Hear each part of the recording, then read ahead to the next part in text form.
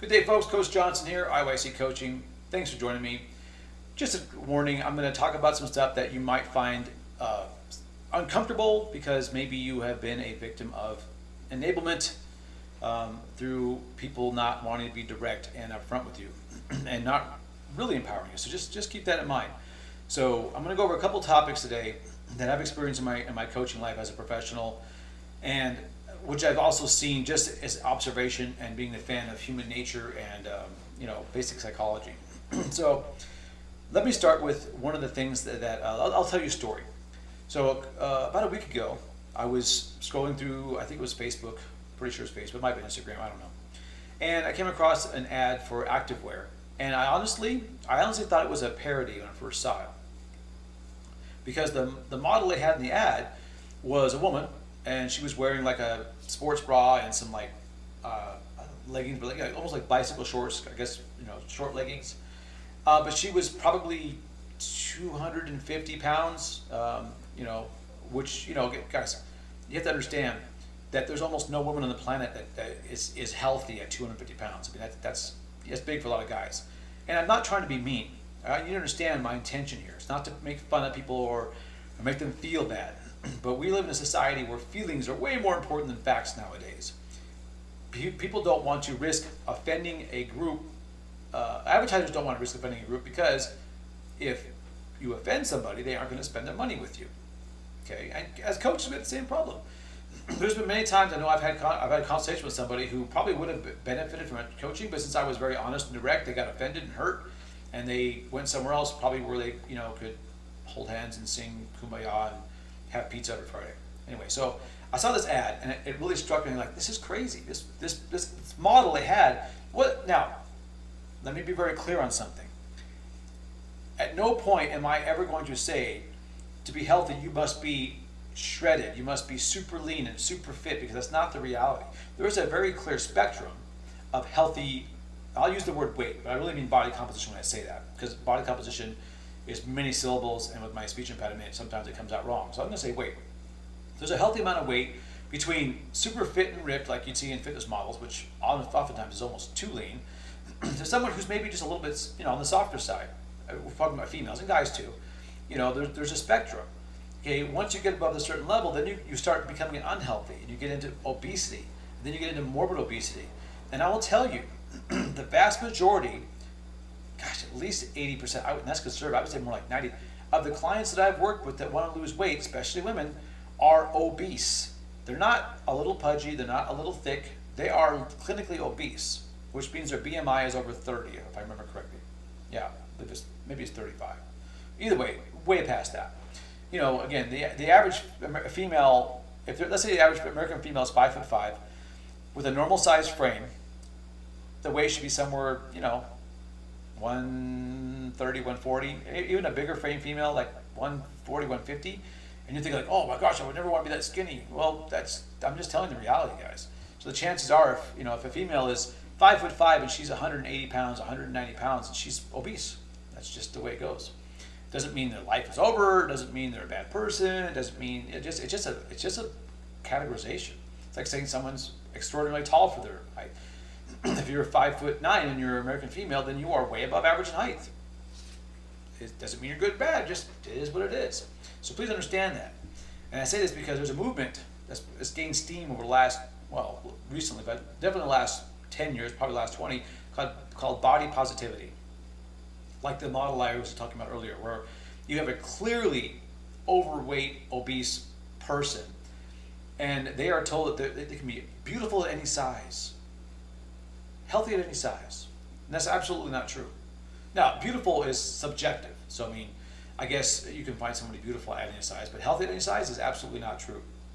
There are very clear clinical scientific consequences for being overweight and obese. Again, I don't mean someone who's like a little thick, or someone who's not ripped. I'm talking about someone who's obese or morbidly obese.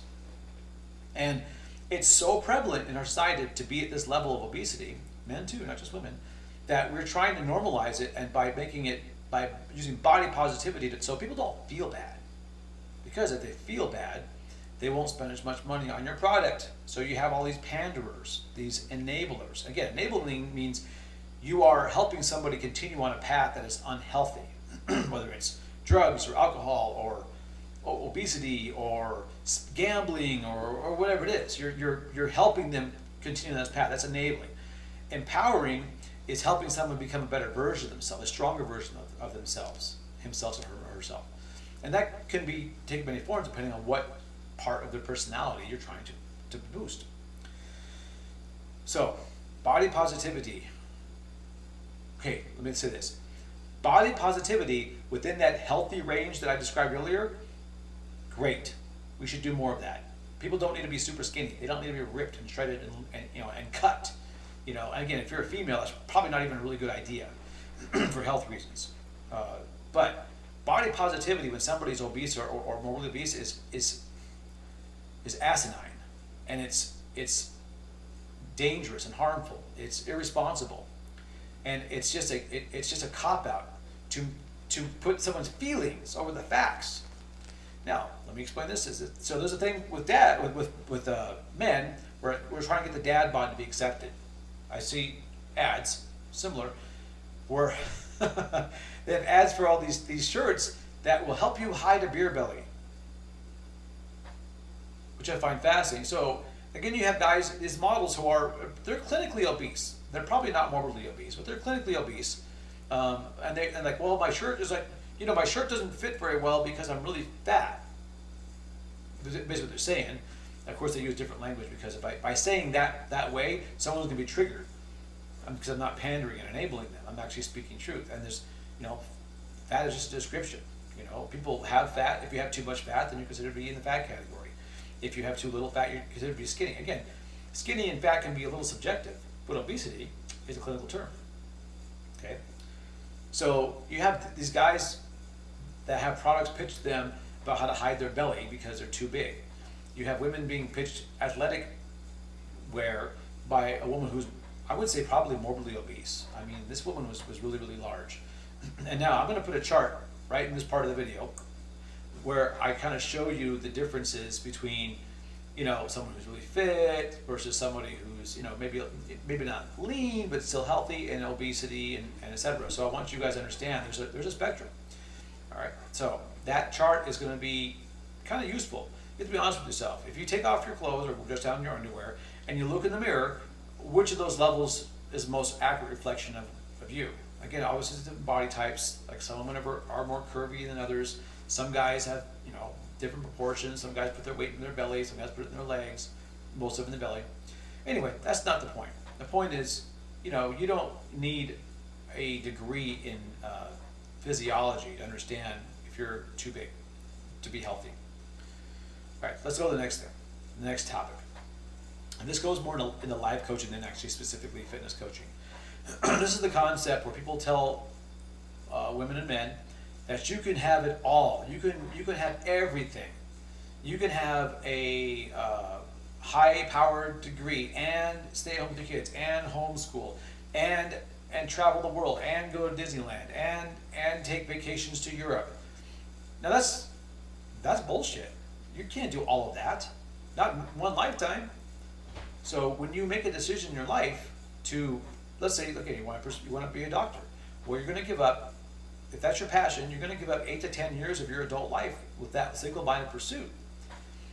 That doesn't mean your life is over. It just means that if you're a female, your prime time for childbearing is you're going to be close to closing that window. Doesn't mean it's done. It just means it's way harder.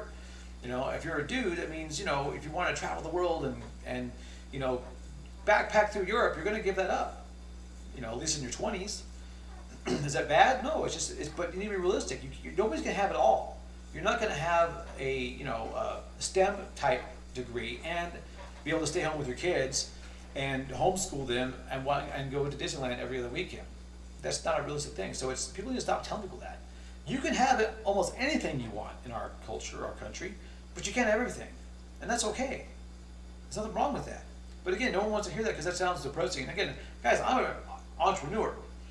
You will find very few groups of people that are more optimistic than entrepreneurs, because if we're not, we don't survive. But you also have to have a dose of reality with it, so understand, so you know where to put your energy. It's not to squash your dreams.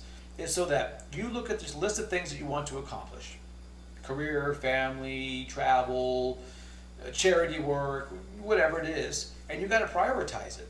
What is the most important part of that? And then you put your energy there. Okay, there's a phrase that goes something like, the man who chases two rabbits catches neither. So if you're trying to put all your energy into this and all your energy into that, and then you're not going to be successful, at least not very much, in any one of those areas. And as a coach, for example, let's say I have an athlete, and he wants to do Muay Thai, because I do martial arts mostly. I do fitness too, but he wants to be competitive in Muay Thai. But he's like, Coach, I also want to do Jiu-Jitsu at the same time. I go, well, can you be competitive in both? If you're a freakish athlete and you have, maybe, but if you're, okay, so I would say, well, okay, for the next 4 to 6 months, which one's more important to you? Is it Muay Thai kickboxing, or is it Jiu-Jitsu? And you pick the one that's the most important, and you pursue that one with all of the passion you have available, all the energy, all the focus. That will help you actually get the high levels.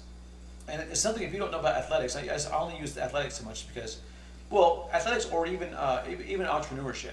People who are at the very top of either game, they're the most successful entrepreneurs out there, or the most successful athletes in their sport. By comparison to the average person, they often come across as a bit nutty and obsessed, because that is what you have to be world class. If that's your mission. If you say, I want to be the most successful entrepreneur in the world, look at the guys and girls who are. They're often a little kooky. Not bad people, but their personality is they're so able to turn that dial to 11 that to the normal person, they're obsessed. Athletes, the same thing. I've met many world-class athletes, and if they're focused on their sport, they don't go out and party. They don't waste time at the beach doing nothing. All the time. They focus on being the best athlete they can be. And to the average person, that seems a little nutty and kooky. Just it is what it is. So if you have passions, if you want to, be the stay-at-home parent and homeschool your kids, which is a huge amount of time, you're not going to be able to do that and have a 60-hour-a-week job on top of that, at least not for very long, maybe for a minute. So when people are telling the population they can have everything, it's really not that. It's disingenuous. And again, it's pandering, it's enablement. When people do it, I say this because a lot of the message that we get comes from somebody that has an agenda to extract dollars or attention from you. And they kind of are the same thing. A lot of times the currency that people use is attention. If I can get someone to look at my page or my post or my website long enough, that's valuable to me. This is why Facebook is the way it is, why Instagram is the way it is. Because they try to find material that's compelling enough to keep somebody's eyeballs on there so they can then have advertising. So you need to understand that anybody who tells you these enabling, and again, I use the word pandering because it's kind of what it is, they're doing it almost certainly, if they're a commercial enterprise, because they want to extract dollars or attention. If it's your social circle, they're doing it because they think they're helping your feelings. And they are. You won't feel bad if you put on an outfit that is really unflattering. Now this is different. So most dudes, if I put on something and as I go with my guy friends, I look terrible. Most of my guy friends will be like, "Oh man, that's not a good look for you. You should probably change that shirt or put those different pants on." Okay, because guys are not as feelings oriented, generally speaking, as women. And also, you should know that women spend 80% of the money that is spent, or if it's not, they don't spend it directly, it's spent on them or for them. Just so you know, and that shouldn't be a surprise to anybody. So, like when the average man wants to buy something, a bigger ticket item, generally we'll research it, we'll look it up online, we might go in the showroom, then we go buy it. We don't generally just walk through a mall and go, I'm gonna that riding tractor for mowing the lawn, gonna get that. And I want to get the accessorized grass catching bag too. And you know what? Let me get the sunshade. That's not how guys generally think, but guys don't spend that much money. So the advertising, the energy travels towards the more feminine spending style. I guess not just women, but that's, now a lot of the money is not spent by women, but it's spent on women. You know, jewelry, dining, you know, stuff like that. And that's a generalization, but it's also backed by science. So if I ever make a generalization about a gender or about a group of folks for whatever reasons, because there's science behind it. If I have an opinion, I'll tell you it's my opinion. Just say it. Anyway, so the pandering, the enabling, telling people that they never want to tell them anything bad, because if somebody makes you feel bad, you're not gonna hang around them, and you're not going to buy from them, generally speaking. So again, I've had plenty of clients coming over the years where they wanted something from me. They wanted to be a better martial arts practitioner, or they wanted to lose weight. And if I was too direct, then they would get their feelings hurt and they would leave. Like, oh, well, I'm going to go somewhere where I can pay them to get in a better shape, but they're really not going to make me feel bad, and it won't be as effective, generally speaking. That being said, you don't have to be an obnoxious turd about it. You know, you don't have to be intentionally hurtful. My thing is, if somebody wants my advice and my coaching, I'm going to be very direct. Again, very fact-based, science-based stuff. If I think somebody's not appealing in their outfit and they come to me, I'm not going to say, wow, you look like an overstuffed sausage in this outfit you wore. That's not necessarily helpful or really even, reasonable. But if someone goes, hey coach, I want to lose some weight, I say, well, what do you want to accomplish? And we talk about where they want to go and how they're going to get there. I go, I'd be reasonable, what kind of things they're going to have to do to make that happen, how long it's going to take, and what kind of, other devices might be helpful for that. So that's how I roll. I think most people who want to coach want that, because they want a shortcut through the pandering, through the enabling, and they want to get results. That's how it works. So basically, the difference between enabling and empowering is just not bullshitting people. Again, there's about a certain amount of tact that you can use, to be tactful in your speech, so you can express your opinions or express the facts in a way that's not ridiculously destructive. But you have to be real. You can't shine people on and allow them to continue down a path of self-destruction or inefficient use of their resources. Time is a resource. Money is a resource. Attention is a resource. Rest is a resource. Okay? So when people are not being real with people, they're wasting those resources. And many of them are non-replenishable. Money can be replaced. Attention can't, time can't, rest. If you don't get enough rest, you know how that goes. So please understand that if you listen to my content and you feel triggered or offended, it's not my goal to be confrontational and controversial. I know that's kind of a thing with content creators nowadays, is to try to rile everybody up and and stir up the pot and then see what happens. I just want to be real and truthful. So body positivity for those who are outside the realm of healthy is BS. Telling people they can do everything they ever wanted is BS. Going through people's lives and lying to them straight up about what what the reality is BS. And when I say reality, I mean, objective things that can be measured, not your feelings. Your feelings are not reality. It might be your reality, but your feelings don't reflect reality. Facts reflect reality. And we have moved massively away from that. Again, a lot of it's because commercial interests are better served by pandering and enabling your feelings than they are about giving you cold hard facts. We see this in the political realm, we see it in the economic realm, we see it in the social realm. It's just the way our society has moved, especially in the last 30 to 40 years. And it probably won't change anytime soon. So there you go. So empowering somebody is giving them actionable, fact-based information that will help them come closer to their potential. Enabling them is doing things and taking actions that help somebody continue down a path that is basically not good for them. I hope that makes sense, guys. Thanks for listening to me. Kind of a ramble. If you like the video, give me a thumbs up. If you find there's usefulness in this content for you, so particularly phrasing it, subscribe to the channel. I appreciate it. And again, you don't have to agree with me. I totally get it, and you might find my tone very, very insensitive. And that certainly wouldn't be the first time I've been accused of that. All right, you guys have a fantastic day. I'll talk to you soon.